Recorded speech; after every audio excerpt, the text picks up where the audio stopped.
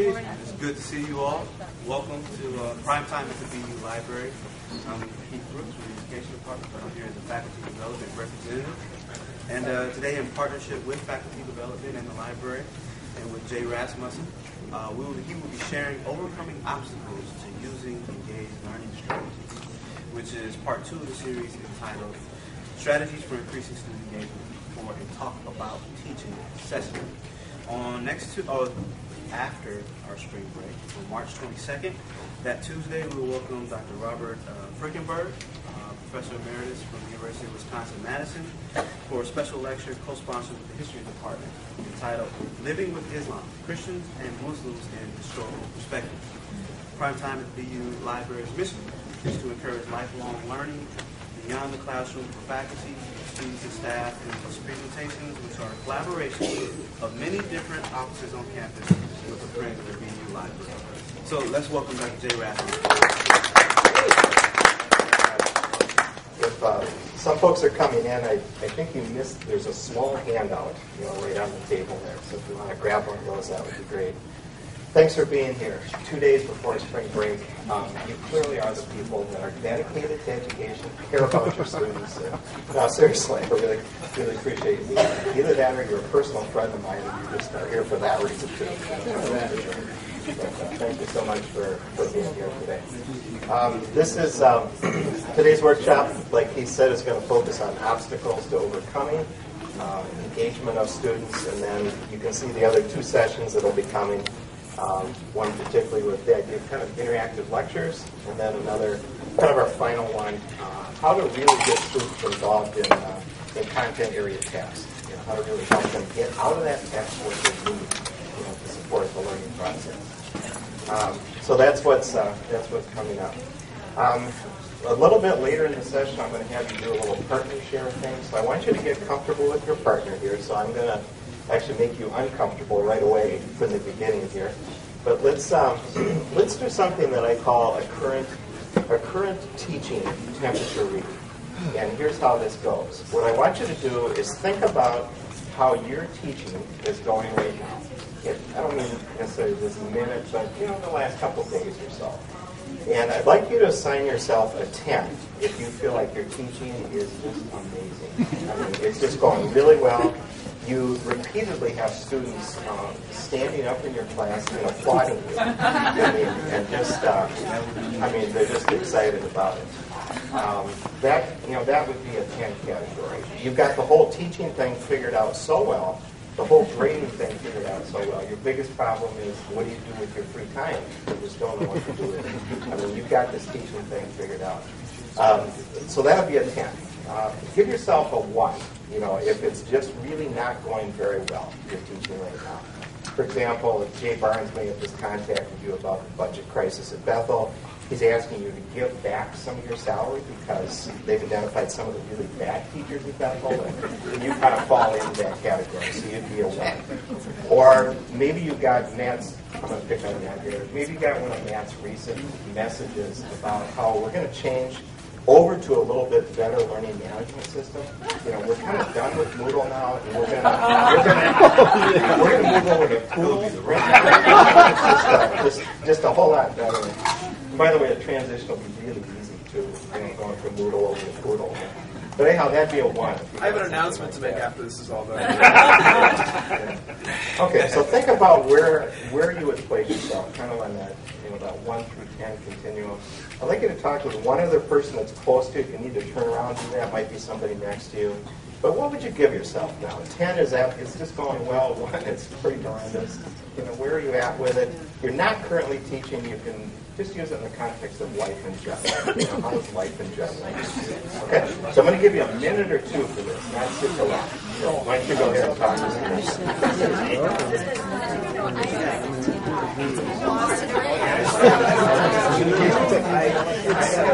I kind of do this almost after every class. So I feel like today I'm in class and I'm in the next section. I'm like, get there, get an expert. wasn't what I thought it was. I usually have one. So I'm up there in front of class at like 10 minutes trying to get this thing started. So those days you go out and you go,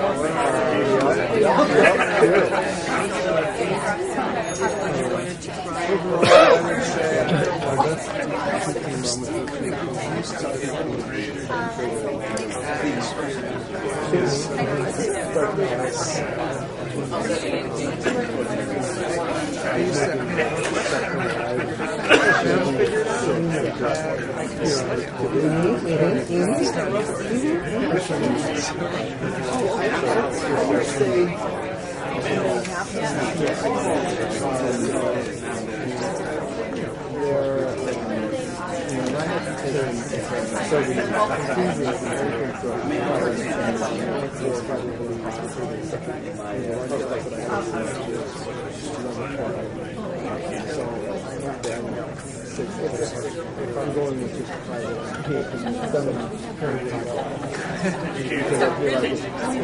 I don't ever know that one-on-one. That's not I feel more confident. Think about another minute or so if you could.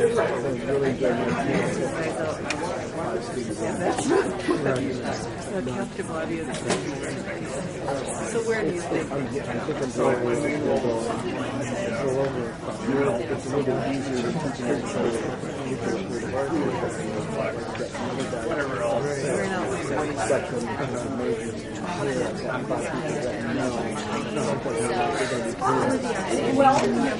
And they're fairly good. Yeah, that's in addition to it's easier. Oh, we are?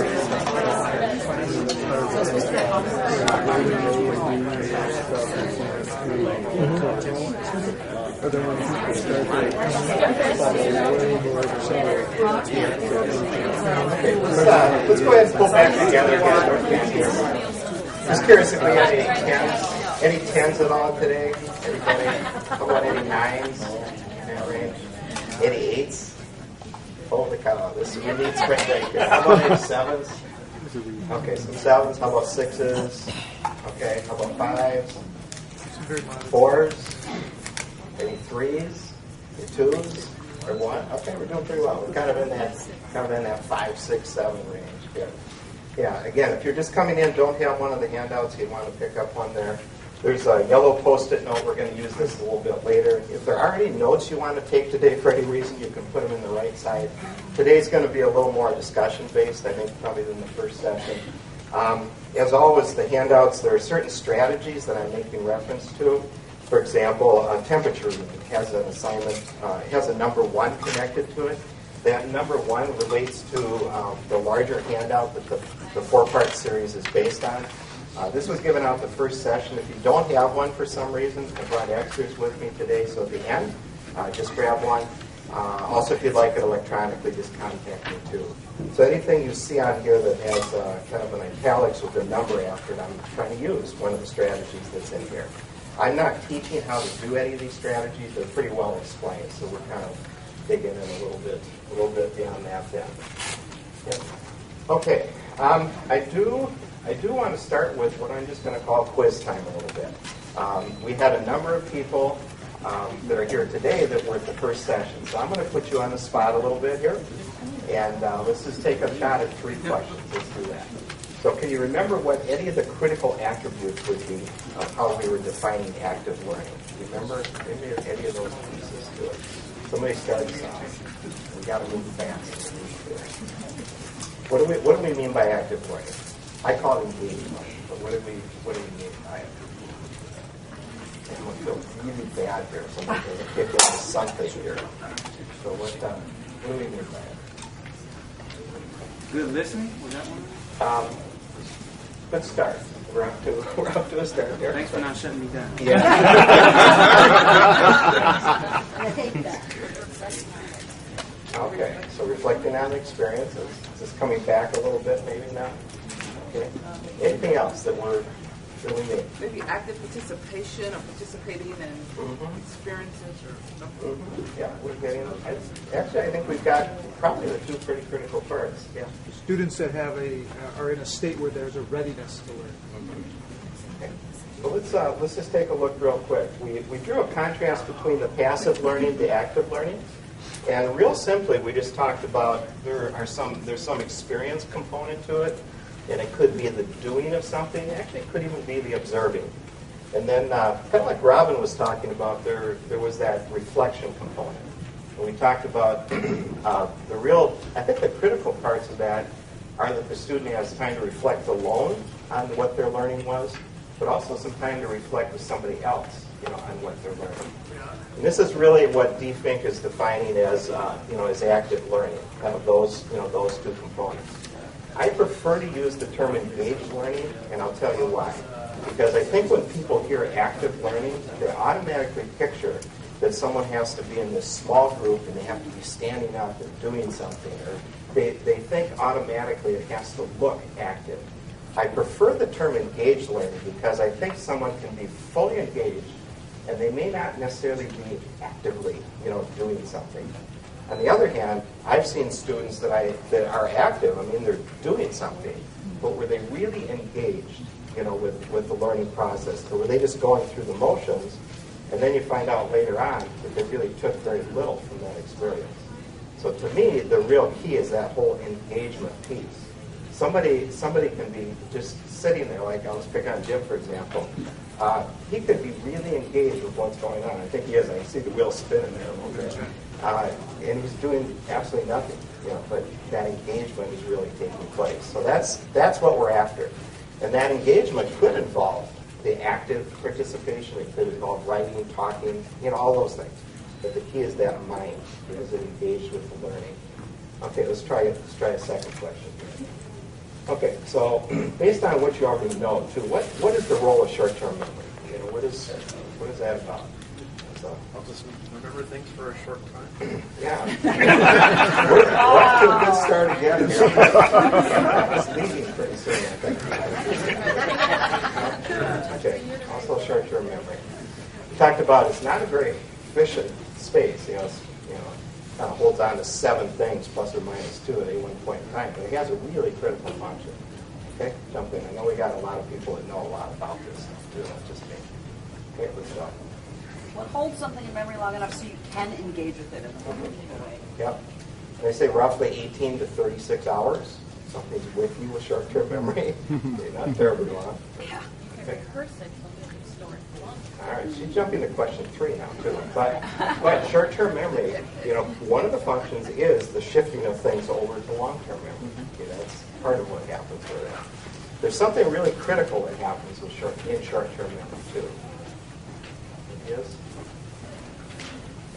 It's really where we go through a lot of our decision-making process. It really happens with short-term memory as well.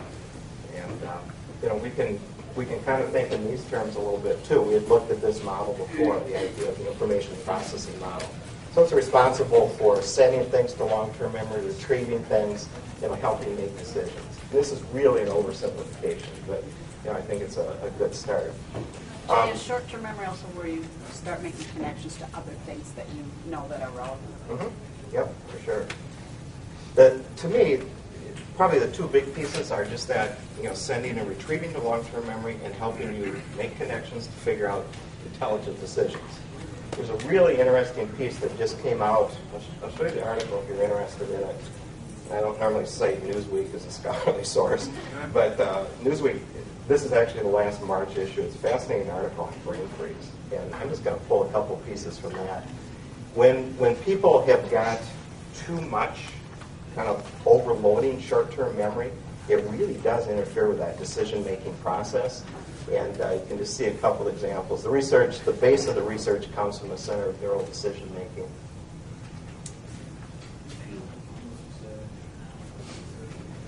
And the whole basis of this research is that we have got people that can't turn off the flood of information. And they literally have so much going on in short-term memory that they wind up making some poor decisions because they've not had a chance to really process, everything that's there in some way.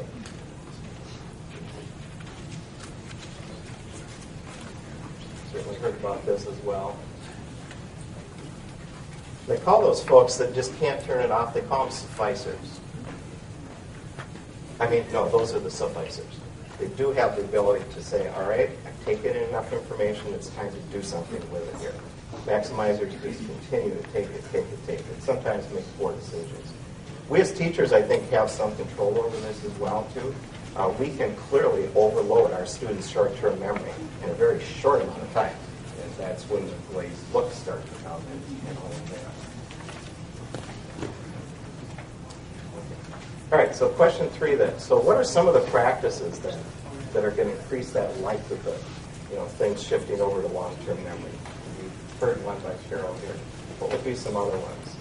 We went through quite a few things last time. Any kind of rehearsal and reflection. Okay, so then rehearsal in particular. Yep. How about some other ones? What can we do as teachers to help make that shift? Provide an avenue for application. I'm seeing some use of it. Help students connect to, like you said, your little prior knowledge, create a network. Yep, keep going. When masters rehearse at the college level, when I try that, it feels like kindergarten or primary school, and I almost feel like I'm condescending to my students. Yeah. I'm doing it right now, right? Yes. I am doing it with you right now. Yeah. I think the key is that it look a little different than it looked the first time. So it's meaningful repetition. It's the repetition, but it's a little different, each time around.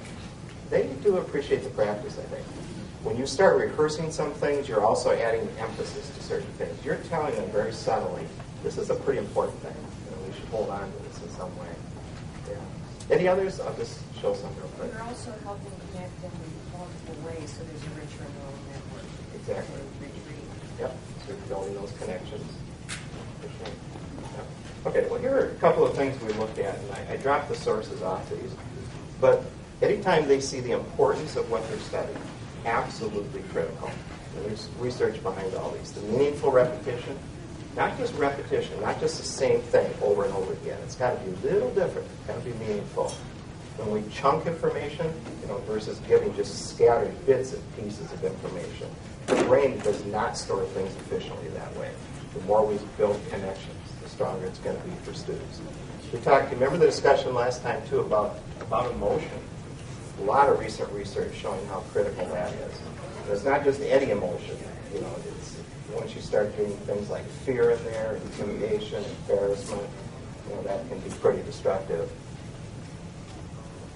Then we talked about the dual coding a little bit, too.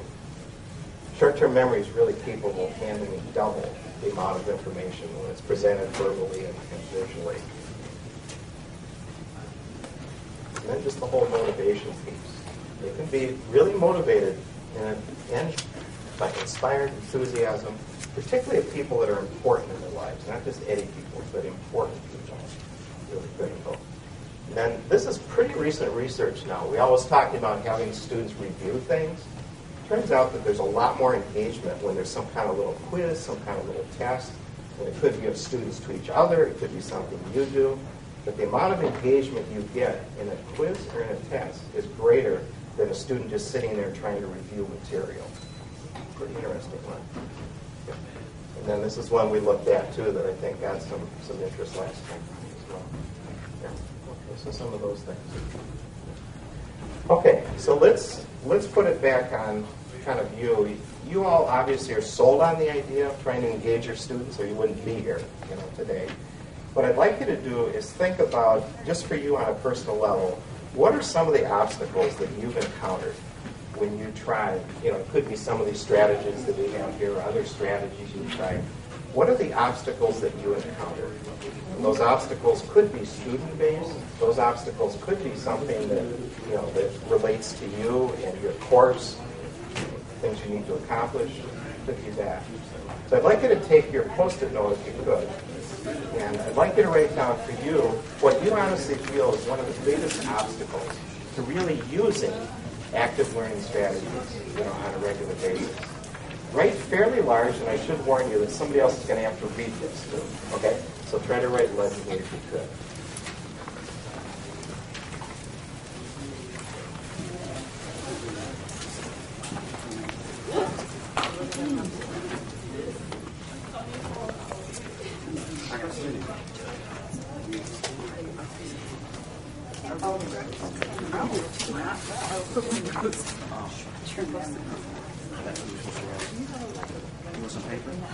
Jotting down some of the biggest obstacles to engagement students.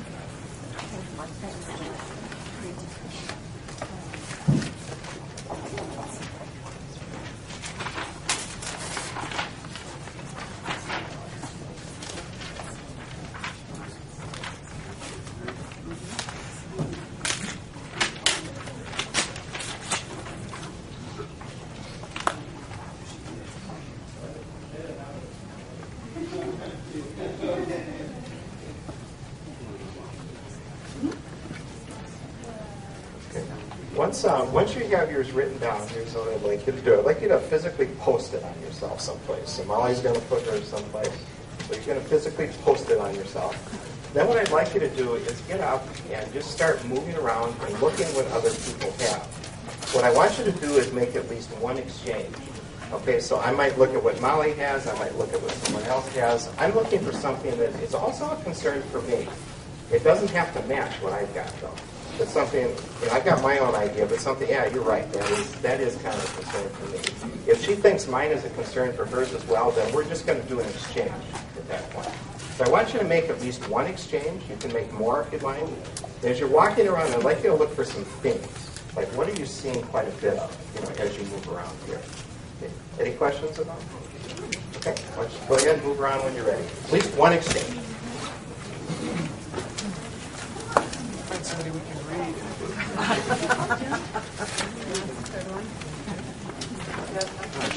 Hi.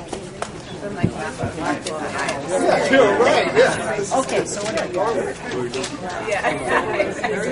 too much work. Actually, I kind of said that. Just kind of thinking about how to one obstacle thinking about how to organize. Sorry. You also said student athletes. I said sometimes students miss the same. Going over to, oh yeah, have they done the reading to that? Oh, okay.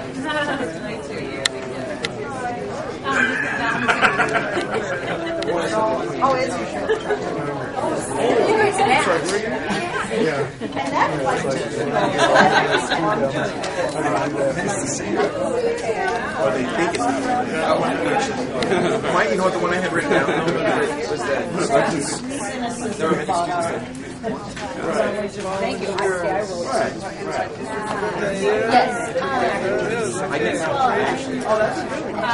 I'm just saying that.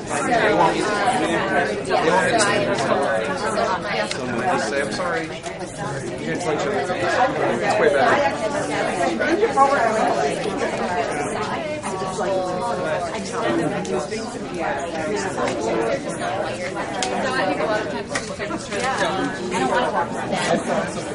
What do you got? Getting all the movement over there, Bob.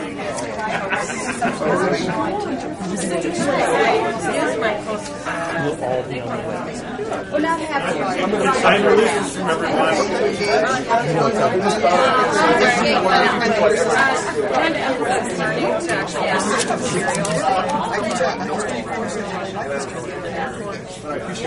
Okay, if you've got one exchange made, why don't you go ahead and have a seat then? Once you've got it made, go ahead and have a seat.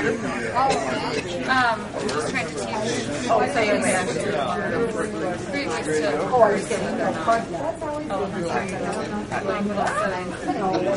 we done?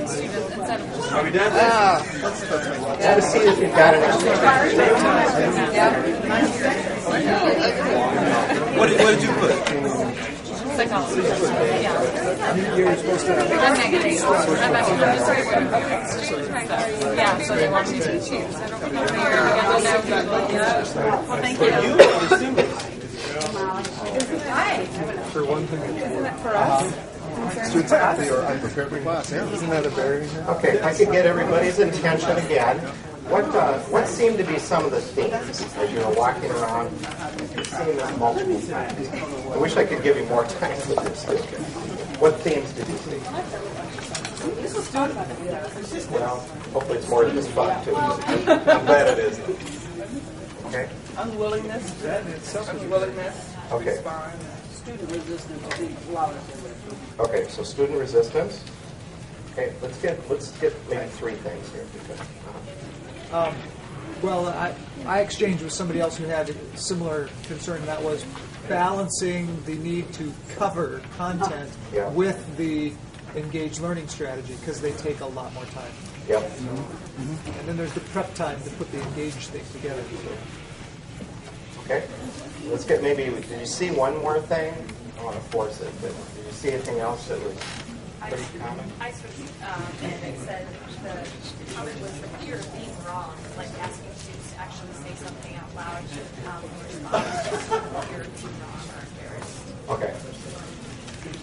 Did you see that any other places at all too? No. Here today? Yeah. You ask us. Yeah. No, that's fine. Anything else you saw a lot of? Okay. Let's start with Ripley's maybe. You know that one. It was just kind of the idea that how do you balance your content goals? I mean, you've got a lot of content, every single discipline in this world, with and you have a finite amount of time. And anytime you use an engaged learning strategy, even if this Post-it note is changed, it takes time, to do that. So I'd like to ask you, how do you think about that? Everybody in here has struggled with that. You know that when you use any engaged strategy, it is going to take time. Right? So how do you rationalize that use of the time? How do you think about it? So let's just hear from some people. I've got ideas on it, but I'd like you to jump in. There's a clear value to it. I mean, it's the feedback you get from the students, whether it's on the final evaluation or whether it's that day. I mean, there's just this energy that that always exists, I guess, when there's active learning, and that's what I mean, it just seems like an inherent value. Okay, so use the word value. So the value was it brings an energy in some way, other values you see that it brings. It takes time, so it's good we're getting some value from it in some way. She also suggested that the feedback, when you give any sort of assessment like this is in a way, you realize they don't know half as much as you think they know. So it's very valuable information. Okay. Okay. Cyrus McGinnis's quote, not mine, but if you're only going to cover something, you might as well dig a hole and cover it because it won't be remembered. And we've all been there. We've covered it. We've covered it. And we thought, man, I did my job. And then you go to find out how much they really took away from the experience. It is pretty humbling sometimes. Yeah. Love it. Okay. I expect students to have a certain handle on time in class. Different science.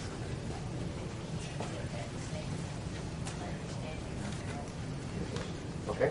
So you're counting on meeting some of your content goals through reading things that take place outside of class, which would apply to any discipline. I think along with that, the cover versus active, and I'm looking at the Educating the Net generation challenge for me is reconceptualizing yourself from the sage to the facilitator, and realizing that the value that they are picking up valuable knowledge and content knowledge and applying it often in those settings as opposed to just sitting and receiving. And that this generation appears to want to do that more. Really want to engage with the material. Yeah, because they can access information a whole lot quicker, more efficiently online, than they can from here. But I think part of our role, part of our responsibility is to figure out what is really critical in what we're teaching and try to engage them, especially at those points. Not everything we teach is of equal value. I think we need to make those decisions as professionals that know the field as to where do I really want to invest my time with their time. One way I think about it, I just started this thinking recently, I almost think as I'm preparing a lesson or preparing a course, what are the things that are really the must items in a given day that I might have, a 50-minute class or a 4-hour class or whatever. Then I think, what are the things that would be great, that they really should get an understanding of this, and what are the good things? And then I think to myself, for example, this session today, I would say some must things are that we recognize what some of those obstacles are. they kind of generate some thoughts on how to deal with it a little bit. And then, like today, for example, I've got some should things. People should walk away with some understanding of some of these. And then, I have a could one as well, too. So what I've started to do is in a sense, pare down almost the amount of stuff I teach, but really think intelligently about what are the non-negotiables, what do they really need to take away from this.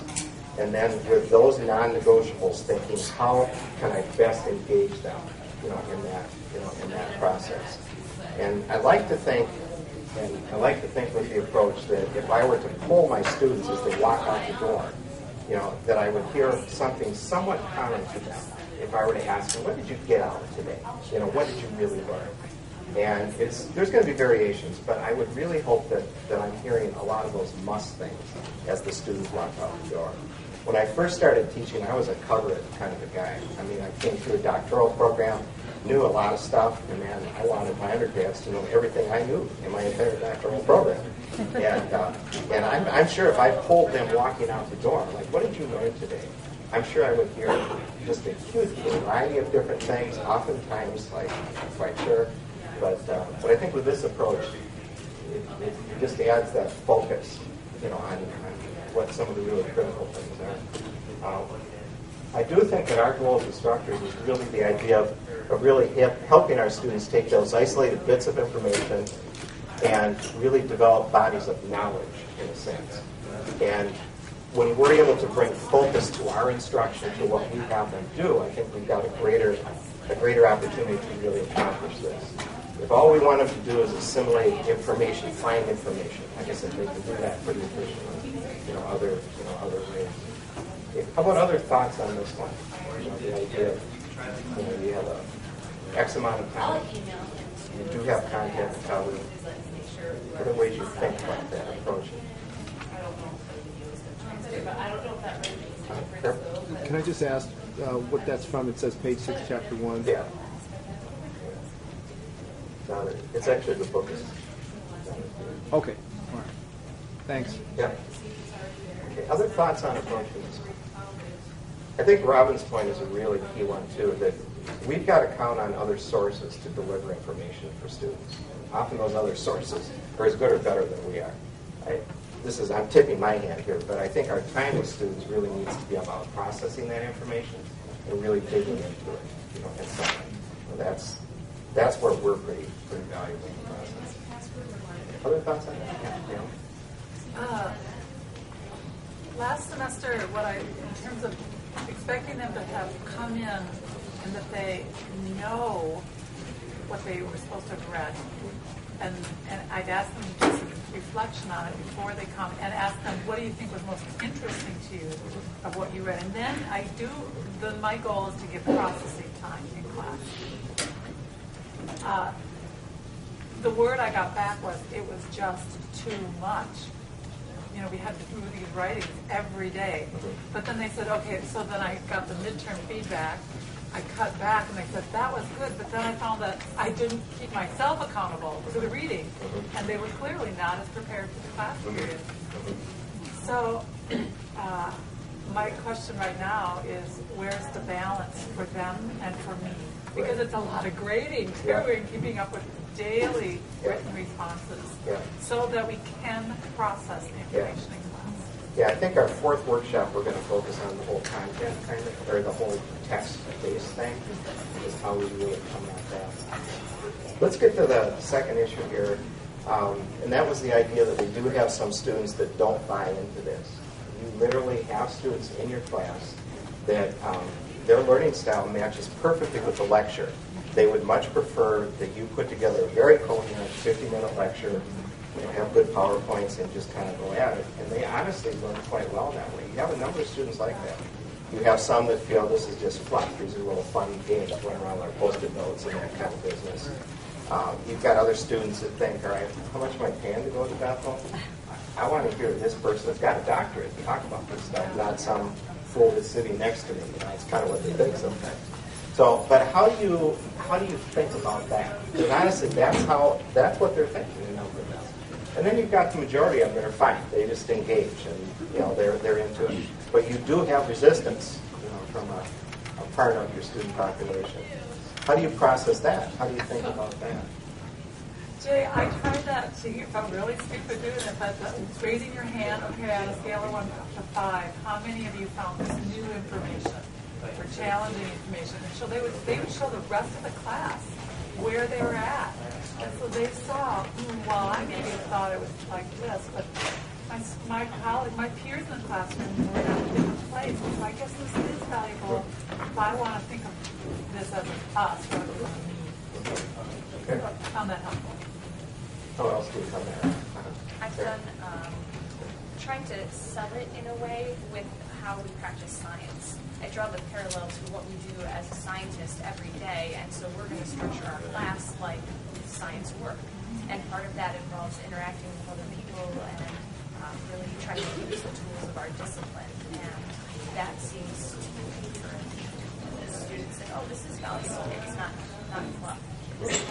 I think even explaining to some degree to your students how the brain works, and they've all heard this, but explaining to them that the more engaged you are, the greater the depth of processing of the experience, the more you're going to hold on to it. You know, part of my job is to think what's really important in this class, and then to engage you as fully as you can with that. And you're more likely to take that learning away, from the experience. So explaining to them the method behind your madness, does it make sense to them? I can physically see some of them. All right, that makes sense. I'll kind of go with this game. How about other ways of thinking about that? What resistance is there? Other thoughts on it? All right. Let's pick up on the last one a little bit, and that was kind of the idea of students have fear. I think a student's number one fear in your classroom is that they're going to be embarrassed in some way, that they're going to be made to look kind of foolish in front of their peers. It's a huge fear on the part of students. It really is what holds them back often from interaction, and it's why the start of semesters are a bear, because nobody wants to talk, because they don't know what you're going to say in response to what they're doing. They don't know if they're going to get laughed at in that class. So you continually are trying to build that environment of some kind of trust and respect, so you can get there. But that is the fear that they often have. So, kind of other ways to think about that, maybe? Ways to set it up where that's not going to be holding you back. Last semester I had some internal evaluation where that came up with fear, and actually a foreign language. That if you have problems with your normal in your L1 in your language, imagine trying to engage in intermediate or intermediate level in a foreign language. So the students, one of the things that came up, they actually said they had been socialized to fear to be ridiculed in class. So all of them, when they heard that, you could see they all just there was just like and the level of anxiety just went down in the room. So it was something that I tried to this semester to talk to them about. That yes, so maybe, and I actually shared an experience that I had with a teacher, how she ridiculed when I was growing up. So for them, that's something that I try to get them to be aware of, and it has to be that tension, that fear. Yeah, and I think too, just starting off with partner kind of things, they're much less threatening, and then maybe going to 3s, then maybe to 4s. But every student you have that walks into your class, they soon assume a role in your class. Some classes they walk into, they pretty much sit there and take notes, and that's what they assume the role is. Other classes they can walk in, they know they're going to have to talk a little bit, and they will do that, oftentimes. So I think you establish kind of the tone of the class day one, in probably the first 15, 20 minutes. And if you allow them to experience some engagement with a partner, small group, with even a little bit with the whole group, they get into a habit there. And they walk into your class and say, all right, I got to talk today. And most of them will, in a sense. But starting very non-threatening, very short with partners, 3s, and then going to some whole group stuff. But you want to get that habit established right at the start that, hey, I talk in here, and it's okay. I'm not going to be ripped into by the teacher or by other students. I also think, kind of question, you don't shoot for those one right answers. You're going to put them out there in the car. let them practice that. Those are rehearsal kind of things. That's not what you do to put them on the spot, so that they know in an ever-changing information technology world, there may not, and usually isn't one right answer. Yep. So the point is processing. Yep, exactly. And you use the word rehearsal. So if they can write something before they have to talk, that's rehearsal for them. They feel much more confident, comfortable. They're going to sound smart, when they start responding. Exactly. Comment here? Okay, sorry. I try to build an environment that says the classroom time is practice time. We're going to practice in here and practicing getting feedback. And this is what you're paying the big bucks for. Is I really kind of appeal to that. So I talk about it. This is practice, and you're practicing on coach, and you get feedback from your coach about shift your stance a little bit, or try this kind of game, or whatever.